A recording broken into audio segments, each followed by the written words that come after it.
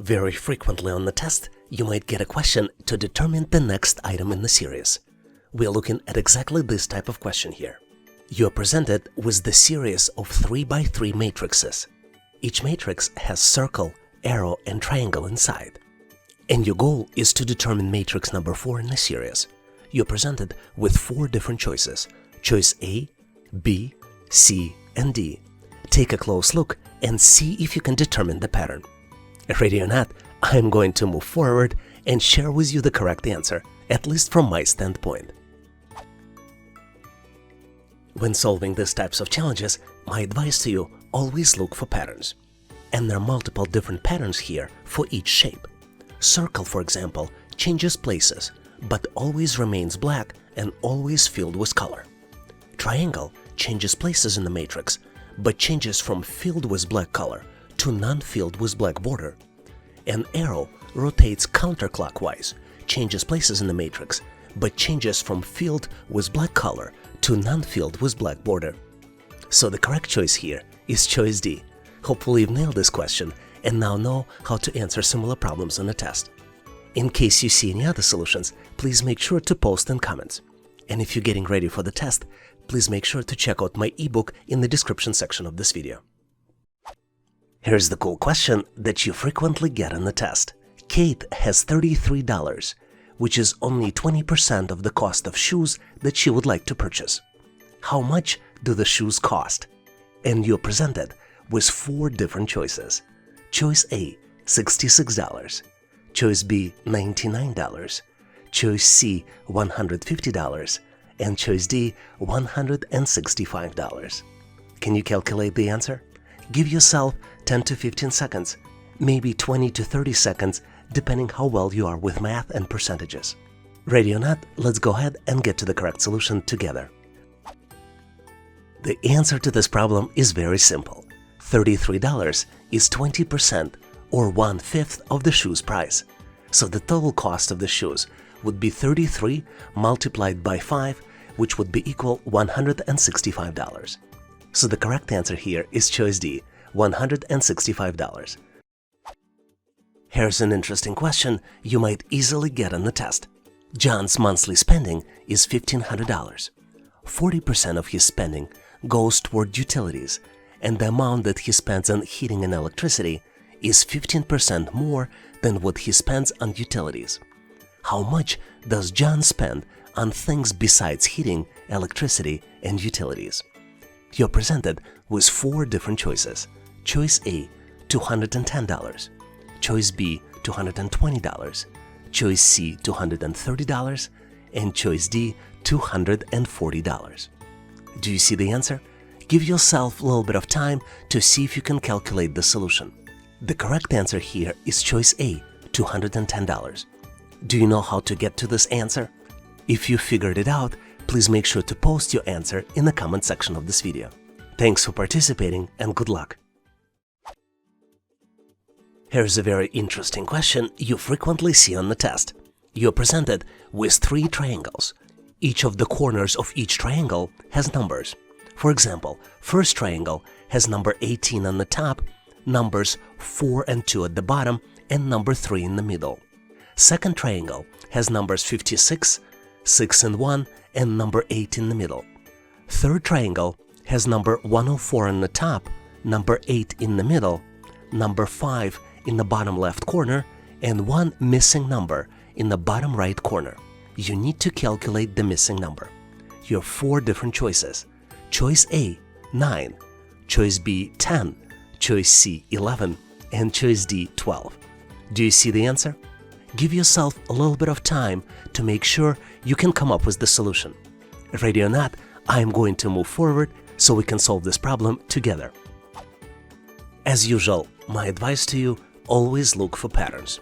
And in this particular problem, the pattern is that the top number divided by the sum of the bottom 2 numbers is equal the middle number. Let's look at the example. For example, 18 divided in parentheses 4 plus 2 would be an equivalent of 18 divided by 6 and would result in 3. 56 divided by the sum of 6 and 1 would be an equivalent of 56 divided by 7 and would equal 8. which means that we can build a formula. And our formula will have 104 on the left, divided the value in parentheses 3 plus question mark would be equal to 8, which means that the question mark would be equal 104 divided by 8 minus 3, which would be an equivalent of 13 minus 3, which would be equal to 10. So the question mark equals to 10, and the correct answer is choice B, 10. Hopefully you've nailed this question and now know how to answer similar problems on the test. Here's the practice question for you. Kiara walks at the constant speed of 5 miles per hour. Olivia starts walking at the same time as Kiara, but starts 4 miles behind her and walks at the constant speed of 8 miles per hour. How long will it take Kiara to catch up with Olivia? And you have 4 different choices. Choice A, 50 minutes. Choice B, 60 minutes. Choice C, 70 minutes. And then choice D, 18 minutes. Please give yourself a little bit of time to see if you can come up with the solution. The answer to this problem is not obvious, but if you came up with the solution, please make sure to post it in the comment section of this video so I can give you my feedback. Thanks for participating and good luck. This particular question was just recently introduced in a test, and I would need your help to determine if I answered it correctly. You're presented with the very unusual shape, and you need to detect all the triangles that are part of this shape. You have 4 possible choices. Choice A, 11. Choice B, 13. Choice C, 15. And choice D, 17. Do you see the answer? Consider giving yourself a little bit of time, maybe 10 to 20 seconds, to see if you can count all the triangles. Ready or not, I'm going to move forward and show you how many triangles did I discover. Tricky question, don't you think so? But I was very surprised when I counted 15 triangles in this shape. Let me go over and show all of them to you. Here's the first one, second, third, fourth, fifth, sixth, seventh, eighth, ninth, 10th, 11th, 12th, 13th, 14th, and 15th. Do you see any additional ones? Please make sure to post them in the comment section of this video.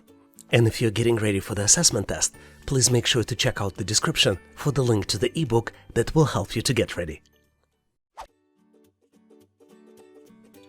And here is the practice question for you. You're presented with 3 full expressions, and you need to calculate missing number in the 4th expression. Here are 3 full expressions. 18 by 3 equals 27. 12 by 4 equals 12. 22 by 8 equals 32. And you need to calculate the result of 12 multiplied by 9. You have 4 different choices. Choice A, 34. Choice B, 36. Choice C, 38. And choice D, 40. Do you see the answer? Give yourself a little bit of time because the answer may not be obvious. I'm going to give you a quick hint. Do you know why it's always 2-digit number multiplied by 1-digit number? The correct answer here is choice B, 36. If you figured it out, please make sure to post your solution in comments. Here's the cool question that you frequently get on the test. You're presented with 4 different letters, and you need to guess the word using all letters presented. The letters we have are W, O, B, and L. Can you guess the word? Give yourself 10 to 15 seconds to see if you can come up with the answer. Ready or not, let's go ahead and reveal the solution.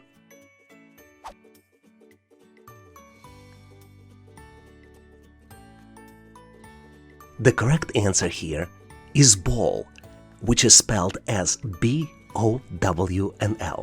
Hopefully you've nailed this question and now know how to answer similar problems on the test.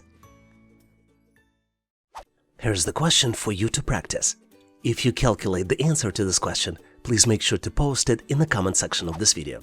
You need to calculate missing number, and you're presented with 3 triangles. Each triangle has numbers in the corners as well as in the middle. First triangle has number 18 on the top, numbers 4 and 2 at the bottom and number 3 in the middle. Second triangle has number 56 on the top, numbers 6 and 1 at the bottom, and number 8 in the middle. Third triangle has number 104 on the top, number 8 in the middle, number 5 in the bottom left corner, and number in the bottom right corner is missing. Your choices are 9, 10, 11, and 12. If you can calculate the answer, please make sure to post it in the comment section of this video. Thanks for participating and good luck. Here's the puzzling question that you might frequently see on the test. The sum of all the ages of 4 family members is 85. What would be the sum of their ages together in 5 years? And you're presented with 4 different choices. Choice A, 90. Choice B, 95. Choice C, 100. And choice D, 105. Do you see the answer? Give yourself 20 to 30 seconds to see if you can come up with the solution. Ready or not, I'm moving forward to get to the correct solution together. What's interesting about this problem is that it is simpler than you think. So the key here is not to overthink the problem. There are 4 family members, and sum of their ages is 85. And in 5 years, each family member will be 5 years older. So incremental age increase for all family members can be calculated as 4 family members multiplied by 5 years equals 20 years. So sum of the ages of all family members in 5 years can be calculated as 85, which is original sum, plus 20, which is the incremental age increase, and would be equal to 105.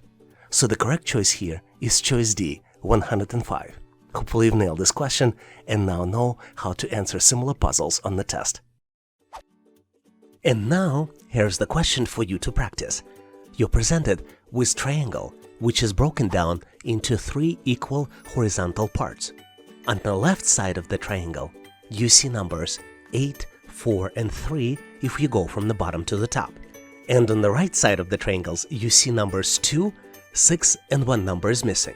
You need to select missing number from 4 different choices. Choice A, 6. Choice B, 10. Choice C, 7.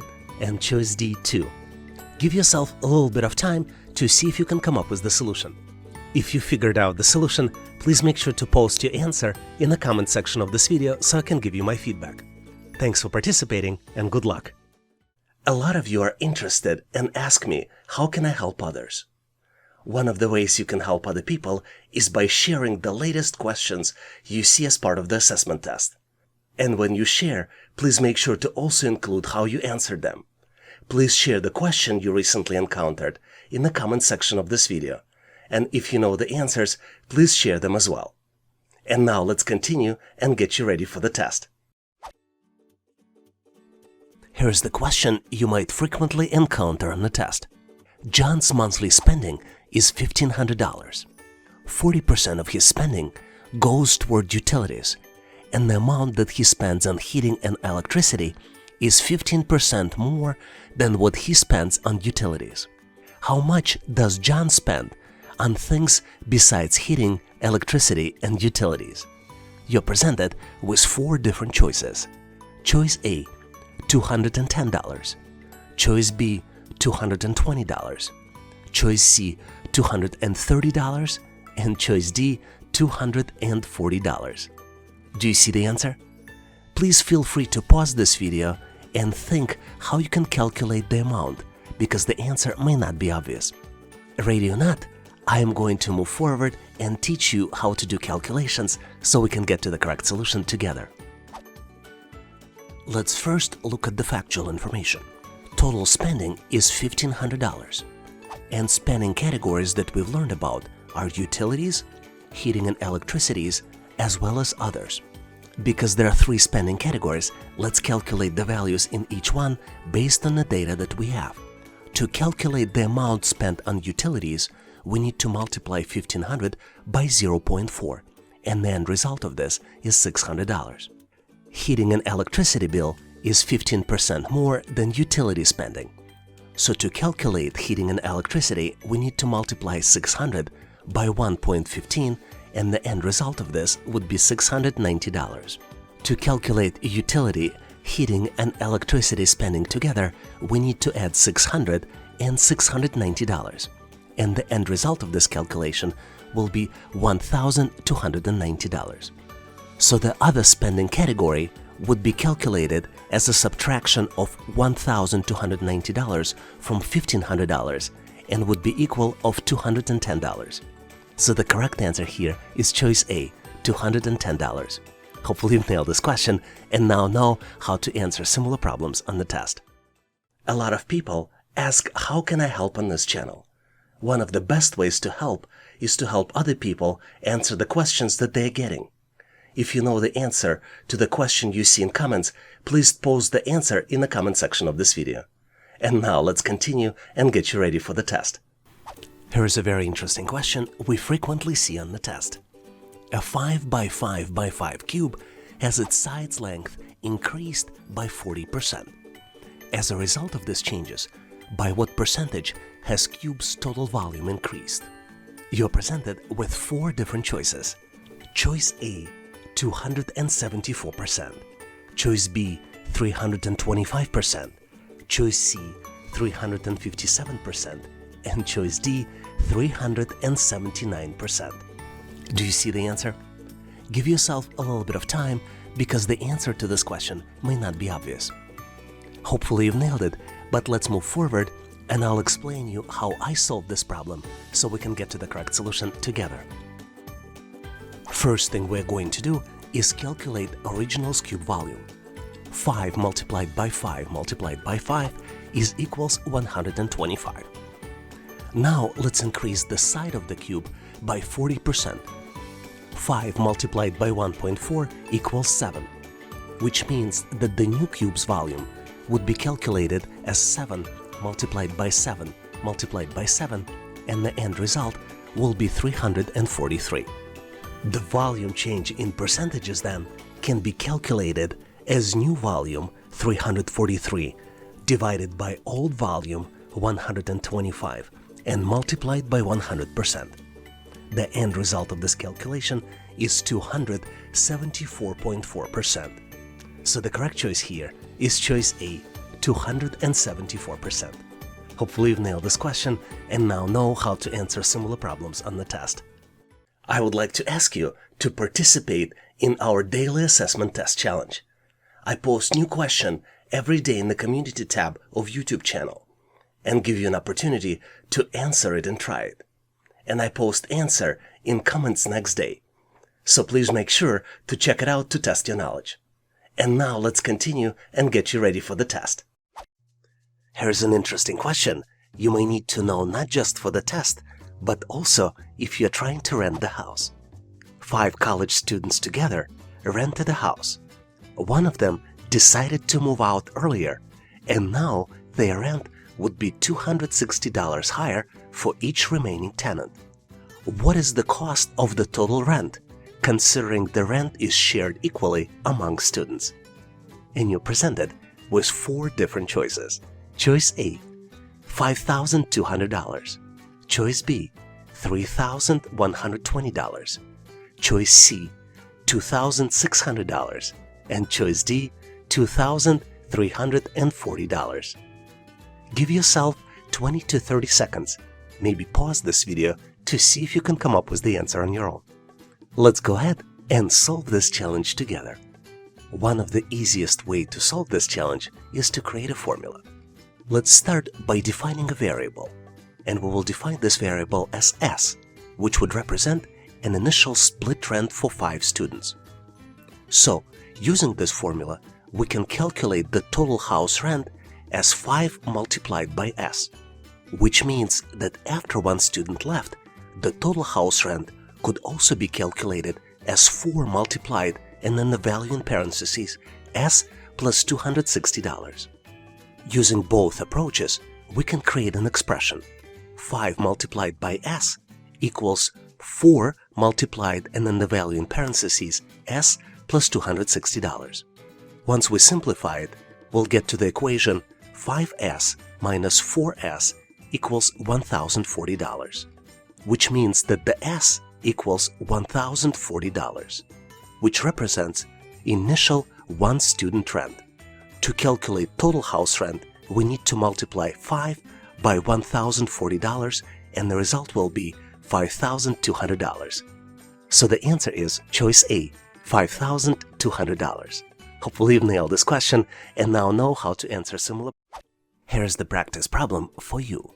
The day after tomorrow is 4 days before Monday. What day is it today? You have 4 different choices. Choice A, Sunday. Choice B, Monday. Choice C, Friday. Choice D, Saturday. Feel free to pause this video to see if you can come up with the solution. I would like to give you a hint. The best way to solve these types of problems is using reverse calculations. So do you see the answer? Give yourself 10 to 15 seconds to see if you can come up with the solution. Did you figure out the answer? Make sure to post your answer as well as your rationale for solving this problem in the comment section of this video. Thanks for participating and good luck. Here's an interesting question we frequently see on the test.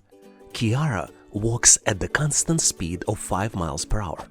Olivia starts walking at the same time as Kiara but starts 4 miles behind her and walks at a constant speed of 8 miles per hour. How long will it take for Kiara to catch up with Olivia? You're presented with 4 different choices. Choice A, 50 minutes. Choice B, 60 minutes. Choice C, 70 minutes. And choice D, 80 minutes. Do you see the answer? Give yourself a little bit of time and think about all possible combinations. Ready or not, let's move forward and get to the correct solution together.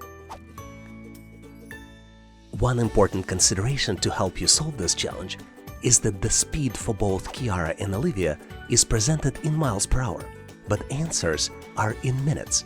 So at some point we would need to make a conversion. Another important point is that both Kiara and Olivia will walk the same time and we can put it as X in hours before catching up because they started at the same time. In our solution, X will be the time in hours when they will catch up and meet. To solve this challenge, we need to build an equation. 5x plus 4 equals 8x.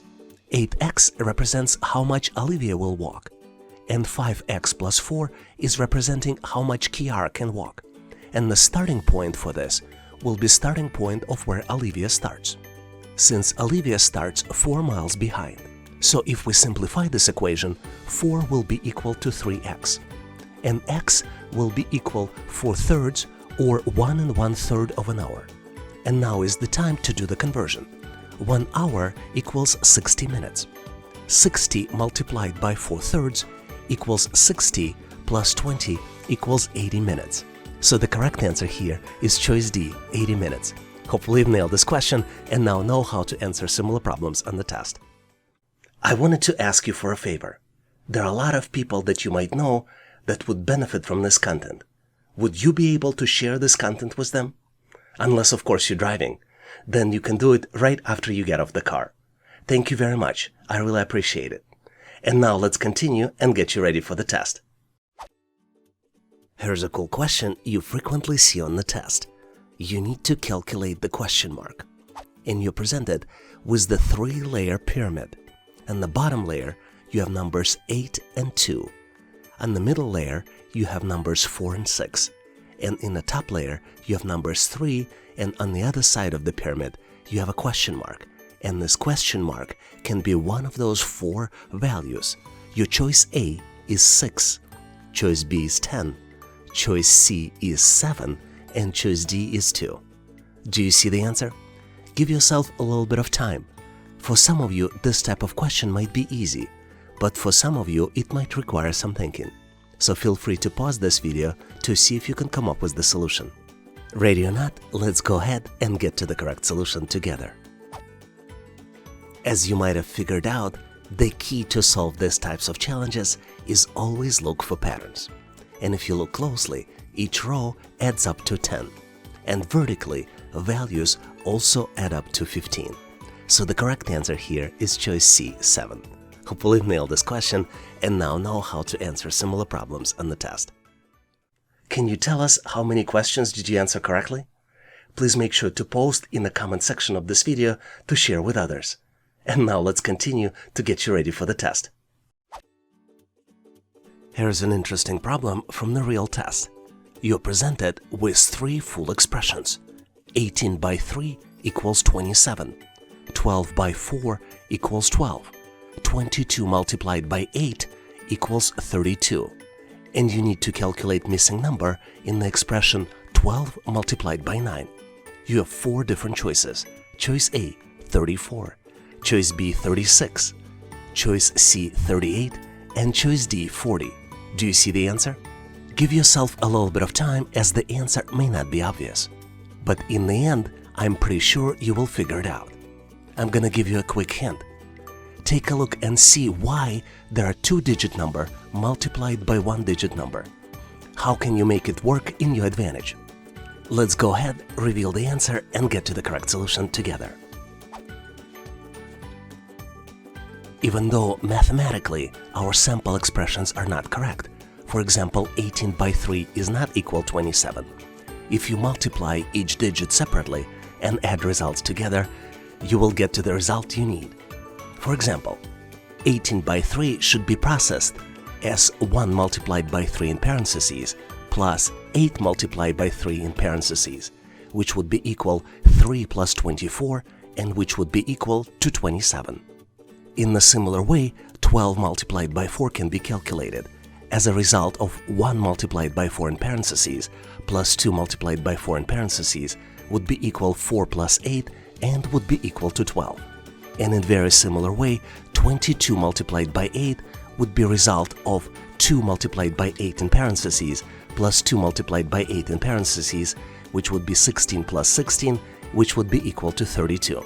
So to calculate the answer of 13 multiplied by 9, we would need to multiply 1 by 9 in parentheses and add to 3 by 9 in parentheses, which would be sum of 9 and 27, and the end result would be equal to 36. So the correct answer here is choice B, 36. Hopefully you've nailed this question and now know how to answer similar problems on the test. And now I have a practice question for you. You need to determine which item comes next in the sequence. You're presented with 3 large squares. Each large square contains 9 small squares inside, and small squares are of a different color. And the 4th square is missing, and you have 4 different choices to choose from. Choices A, B, C, and D. Do you see the answer? Give yourself 10 to 15 seconds to see if you can come up with the solution. And make sure to post your solution and your rationale in the description section of this video. This way I can give you my feedback. Thanks for participating and good luck. Can I ask you to do me a favor? If you know someone who is getting ready for the interview or assessment test, please share this video with them. This is going to help them pass and get hired for their dream job. I really appreciate it. Thank you. And now let's continue and get you ready for the test. Here's an interesting question, which tests your understanding of money management as well as accounting. Sarah has twice as much money as Nicole does. After Sarah loans $500 to Nicole, she will have 1 times as much as Nicole does. How much money did Nicole have originally? And you're presented with 4 different choices. Choice A, $1,000. Choice B, $1,500. Choice C, $1,800. And choice D, $2,500. Can you calculate the answer? Give yourself 20 to 30 seconds. Maybe pause this video and give yourself as much time as you need. Let's go ahead and move forward to get to the correct solution together. The best way to solve this challenge is to assign a variable to what Nicole had originally. If we assume that Nicole had originally N dollars, then Sarah will have twice as much, meaning 2 multiplied by N, or 2N. That means that after the transaction, when Nicole received additional money from Sarah, Nicole had N plus $500, and Sarah had 2N minus $500.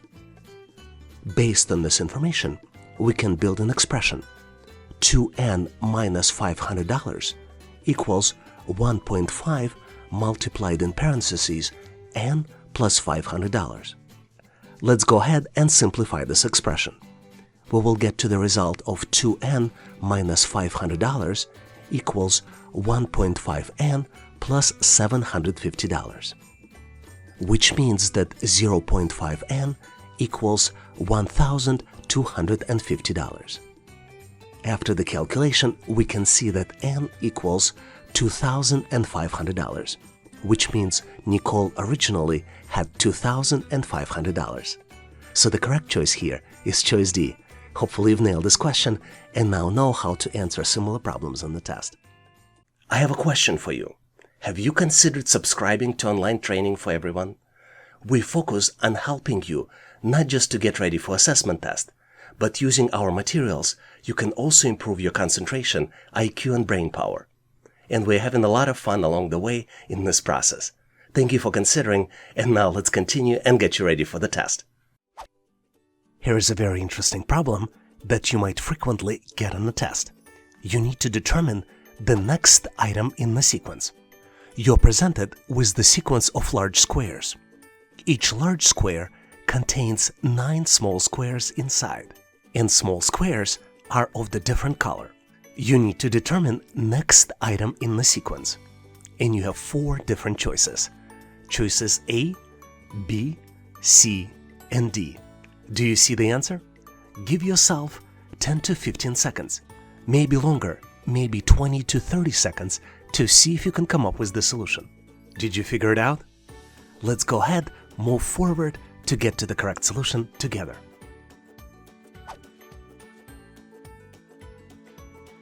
As always, my advice to you, look for patterns. And determining the pattern is key to solving this particular problem. What you need to know to answer this particular question is that blue shape moves within the row of the larger shape. In each row, blue shape moves from left to right, one step at a time. And once blue shape reaches the end of the row on the right, it reappears on the left. So the correct answer here is choice D. Hopefully you've nailed this question and now know how to answer similar problems on the test. Can I ask you to do me a favor? If you like this content, can you please give this video big thumbs up? This tells us that you need more content like this, and we will make sure you will get it in the future. And now let's continue and get you ready for the test. Here's an interesting question which validates how well you do planning of your day-to-day work. Mary spends 1/3 of her 24-hour day at work. Meetings take 1/4 of her workday. How many hours does she spend in meetings? You have 4 different choices. Choice A, 1 hour and 30 minutes. Choice B, 2 hours. Choice C, 2 hours and 30 minutes. And choice D, 3 hours. Give yourself 10 to 15 seconds, maybe a bit longer, depending how well you typically solve these types of problems. Ready or not, let's go ahead and solve this challenge together. As you might be well aware, full day has 24 hours. Mary's working hours are very typical. They represent 1/3 of the full day, which is 8 hours.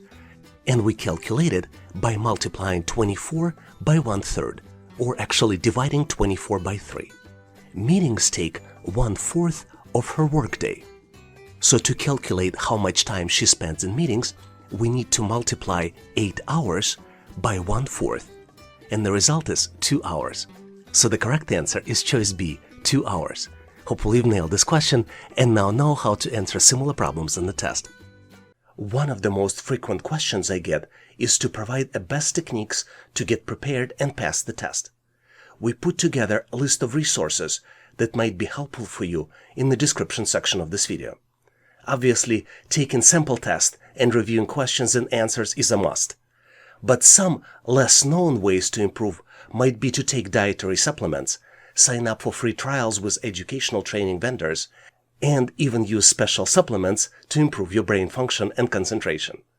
I put links to our trusted partners for the products I use in the description section of this video. Some links might be affiliate, which means that I will get paid a small fee without increasing costs to you. Make sure to check them out. And one request for you. If you know any other helpful resource to help you get ready and pass the test, feel free to share it in comments so we could all learn and get better prepared. And now let's continue and get you ready for the test.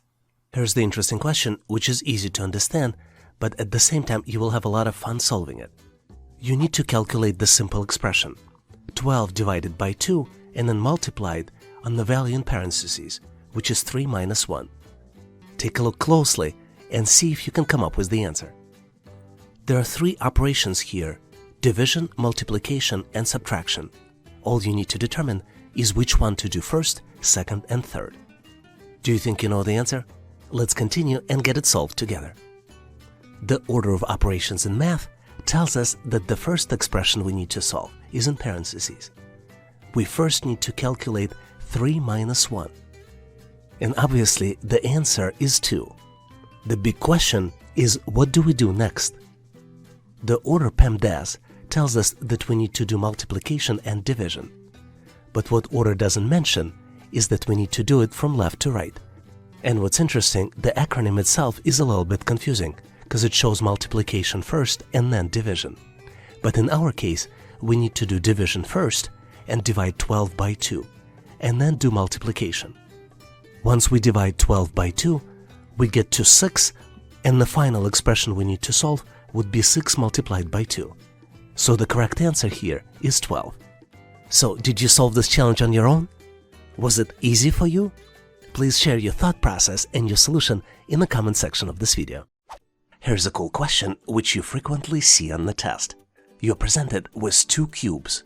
One cube has side length equal 1 unit, and second cube is a larger cube and it has side length equals 3 units. So the question is, how many small cubes can fit into the large cube? And you have 4 different choices. Choice A, 9, choice B, 18, choice C, 27, and choice D, 81. Do you know the answer? Give yourself a few moments to calculate it. Maybe 20 to 30 seconds. This is about as much time as you get in the real test. Ready or not? Let's go ahead and get to the correct solution together. To solve this challenge, you need to visually imagine how many small cubes can fit into one side of the larger cube. And the answer is that 3 small cubes can fit on each side of the large cube. And since cube is 3-dimensional, the number of small cubes that can fit into the large cube can be calculated using the formula 3 multiplied by 3 multiplied by 3, which is equal 3 cube. That's where the word cube might be coming from, which equals 27. Since cube is 3-dimensional, the number of small cubes that can fit into the large cube can be calculated using the formula 3 multiplied by 3 multiplied by 3 equals 3 cube equals 27. So the correct choice here is choice C, 27. Hopefully you've nailed this question and now know how to answer similar problems on the test. Thanks for watching. If you liked the content, please give us a like and consider subscribing. Thanks for all your endorsement, support, and patronage. For additional helpful information, please make sure to check out links in the description. For detailed list of available resources, I encourage you to check out resources page on our website, howtoanalyzedata.net/resources.